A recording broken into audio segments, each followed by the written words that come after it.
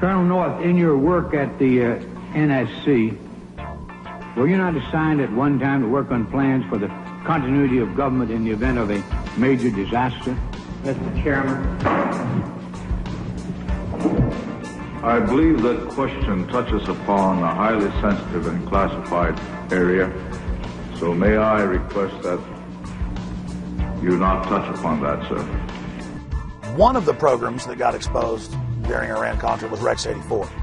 And Congressman Jack Brooks, in those hearings, brought up the fact that in reality, FEMA was a cover for a huge continuity of government program in case the American people ever rebelled.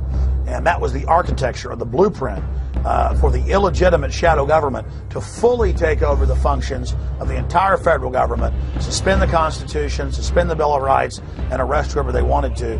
And FEMA was going to control the camps that the people were going to be put into. And FEMA would be the main governmental institution with different directors over every agency.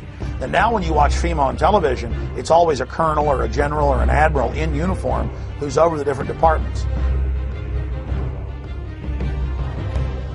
The martial law portions of Rex 84 were outlined in a 1982 memo written by FEMA Deputy John Brinkerhoff.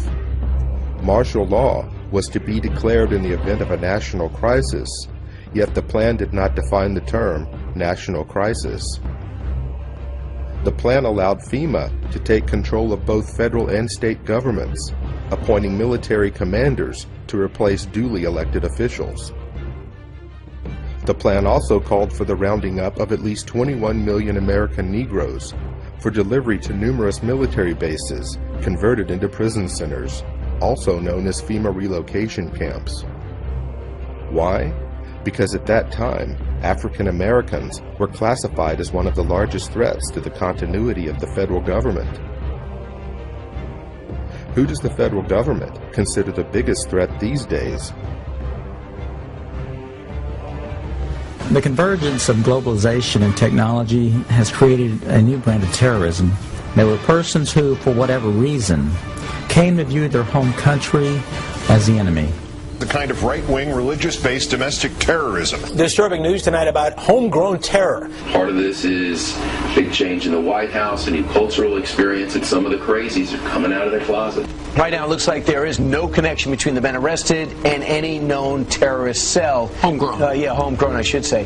Folks, we've got a very serious situation here. I'm holding what is called the right-wing extremism, current economic and political climate, fueling resurgence and radicalization and recruitment. And in it, we talked about the fact that they define pro-lifers as domestic terrorists. They put this in a Department of Homeland Security document, this official assessment, now saying pro-lifers, people that believe in end-time prophecies, people that are opposed to the administration's position on immigration, those of us that are standing up for the sanctity of life and for the sanctity of marriage, all of those are now potential, and this is what they're saying, domestic terrorists. It's a terrorist next door that could be our bigger threat. They call people who believe in the sanctity of life, who believe in owning firearms, who believe in serving their country in the military and coming back, who are very concerned about the policies that this nation is embarking on, spending too much money, taxing too much. It's all listed right here. These are the domestic right-wing extremists. 1 million names under the watchful eye of the United States. America's so-called terrorist watch list has hit the record number according to one of the country's most prominent civil liberties groups. That's a lot of people to keep track of. They're adding new people all the time. It's a secret list that you don't know really quite how one gets on and you don't know how you get off.